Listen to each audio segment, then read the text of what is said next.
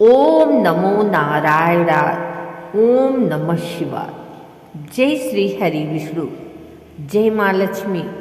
जय श्री गणेश। जय माँ सरस्वती। हे प्रभु, आज के इस पावन पौष मास के पुण्य दिवस पर हम सब आपके श्री चरणों में शीश नवाकर इस पवित्र कथा का श्रवण एवं पाठ करने जा रहे हैं। हे दीनानाथ, हमारे हृदय को शुद्ध कीजिए, हमारे मन को स्थिर कीजिए और हमारी वाणी को पवित्र कीजिए, ताकि यह कथा श्रद्धा और नियम से पूर्ण हो। हे माता लक्ष्मी, हमारे घर से कभी अभाव न आए, दरिद्रता दूर हो और सुख शांति का वास हो। यदि इस कथा के पाठ में कोई त्रुटि हो तो हमें क्षमा करना प्रभु। अब हम पौष मास की अध्याय 3 पावन कथा का प्रारंभ कर रहे हैं, जो समस्त दुखों को हरने वाली और जीवन को धर्ममय बनाने वाली है। जय श्री हरि। हर हर महादेव। बहुत समय पहले की बात है। एक सुंदर और धर्मनिष्ठ नगर था, जिसका नाम था धर्मपुर। उस नगर के लोग अत्यंत सच्चे, मेहनती और भगवत भक्त थे। प्रतिदिन प्रभात काल में स्त्री पुरुष स्नान करके भगवान विष्णु और माँ लक्ष्मी की पूजा करते थे। वह नगर अपने वैभव के लिए नहीं, बल्कि अपने धर्म और भक्ति के लिए प्रसिद्ध था। उसी नगर में एक निर्धन ब्राह्मण रहता था, जिसका नाम था देवदत्त। वह बहुत गरीब था, परंतु हृदय से अत्यंत पवित्र और सच्चा था। उसके पास धन नहीं था, परंतु उसकी श्रद्धा अमूल्य थी। वह प्रतिदिन भोर में उठकर नदी में स्नान करता और उसके पश्चात एक पत्ते पर थोड़ा सा जल रखकर सूर्य देव को अर्घ देता। एक वर्ष पौष मास आया। ठंड चारों ओर छाई हुई थी। नदी का जल बर्फ जैसा ठंडा हो गया था। लोग ठंड के कारण स्नान से कतराने लगे, परंतु देवदत्त ने निश्चय किया कि वह पौष मास में नियम पूर्वक व्रत और स्नान करेगा, चाहे शरीर कितना ही कांप क्यों न जाए। पहले दिन वह कांपते शरीर के साथ नदी के तट पर पहुंचा। शरीर कांप रहा था, दांत बज रहे थे, पर मन स्थिर था। उसने कहा, हे प्रभु, यह शरीर आपका है। जब तक इसमें प्राण है, तब तक आपकी सेवा करता रहूंगा। वह नदी में उतरा। ठंड के कारण पैरों से जैसे बिजली सी दौड़ गई, परंतु उसने मन को रोका, आंखें बंद की और भगवान विष्णु का स्मरण किया। ओम नमो नारायणाय का जप करते करते उसने स्नान पूर्ण किया। उस दिन से उसने पौष मास के पूरे नियम अपनाए। प्रातःकाल ठंडे जल में स्नान, संयमित भोजन, सत्यवचन, दान और सेवा। उसी नगर में एक धनी साहूकार भी रहता था, जिसका नाम था धनराज। उसके पास धन की कोई कमी नहीं थी।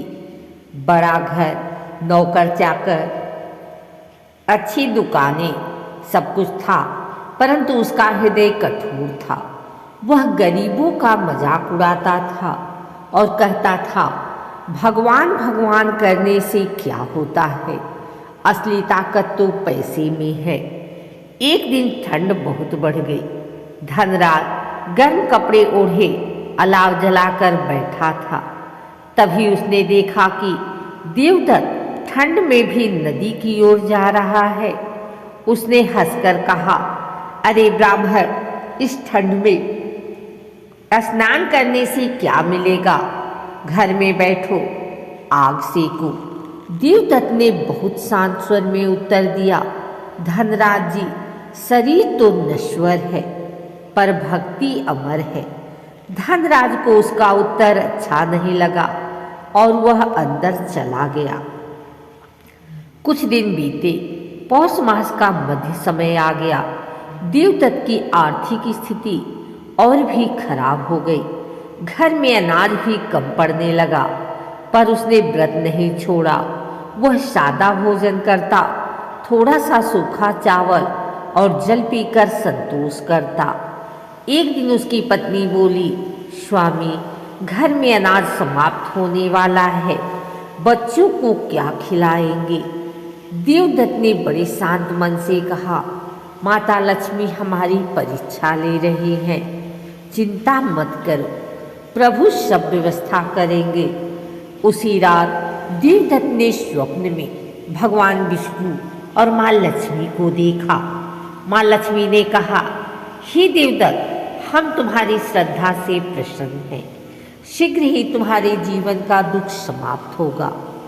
सुबह जब वह उठा तो उसका मन अत्यंत शांति से भर गया। इधर धनराज का अहंकार दिन प्रतिदिन बढ़ता जा रहा था। वह गरीबों को दान देता था, अपने धन पर घमंड करता था। एक दिन उसके घर में अचानक आग लग गई, बड़ी दुकान जलने लगी।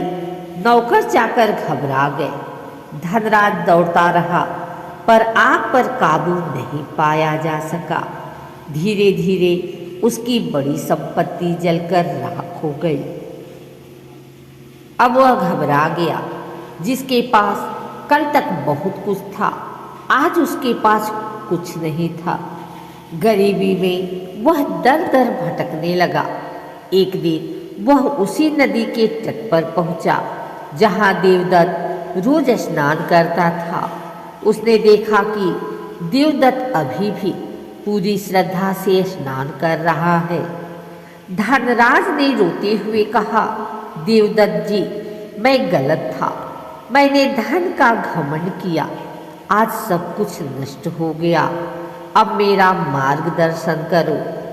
देवदत्त ने करुणा के साथ कहा, धनराज, घबराओ मत, प्रभु की शरण में आने वाला कभी खाली नहीं लौटता। उसने धनराज को भी पौष मास के नियम बताए। स्नान, पूजन, सत्य, दान, सेवा। धनराज ने वहीं से अपने जीवन की नई शुरुआत की। कुछ दिन बाद नगर में यह बात फैल गई कि जो भी सच्चे मन से पौष मास के नियम करता है, उसके जीवन में चमत्कार होने लगते हैं। देवदत्त की गरीबी भी धीरे धीरे दूर होने लगी। एक संत उसके घर आए और जाते समय उसे एक थैली दी। जब उसने थैली खोली तो उसमें स्वर्ण मुद्राएं थी।